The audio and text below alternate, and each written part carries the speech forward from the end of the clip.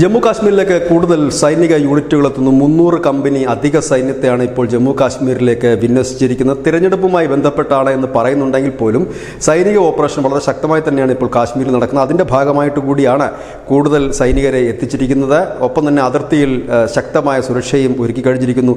September 18-നാണ് Jammu കാശ്മീരിലെ 1-ാം ഘട്ട തെരഞ്ഞെടുപ്പിലേക്ക് കാര്യങ്ങൾ നീങ്ങുന്നത്. ജനവാസ കേന്ദ്രങ്ങളിൽ നിന്ന് സൈന്യത്തെ പിൻവലിക്കാനും തീരുമാനം ആയിട്ടുണ്ട്. ഏതായാലും തെരഞ്ഞെടുപ്പ് അലങ്കോലപ്പെടുത്താനും അട്ടിമറിക്കാനും ഭീകര സംഘടനകൾ ശ്രമിക്കും എന്നുള്ള കാര്യത്തിൽ യാതൊരു തർക്കവുമില്ല. അത്തരത്തിലുള്ള ശ്രമങ്ങളുണ്ടായാൽ മുളയിലെ നുള്ളുക എന്ന ഉദ്ദേശത്തോടു കൂടി വനപ്രദേശങ്ങളടക്കം ആണ് ഇപ്പോൾ സൈന്യത്തെ വിന്യസിച്ചിരിക്കുന്നത്. ശക്തമായ ഒരു സൈനിക വിന്യാസം തന്നെയാണ്. ഇതിൻ്റെ ഭാഗമായിട്ട് ജമ്മു കാശ്മീരിലേക്കുള്ള സന്ദർശകർക്ക് നിരോധനം ഏർപ്പെടുത്താനുള്ള ഒരു സാഹചര്യം കൂടി നിലനിൽക്കുന്നുണ്ട്. News desk news India Malayalam.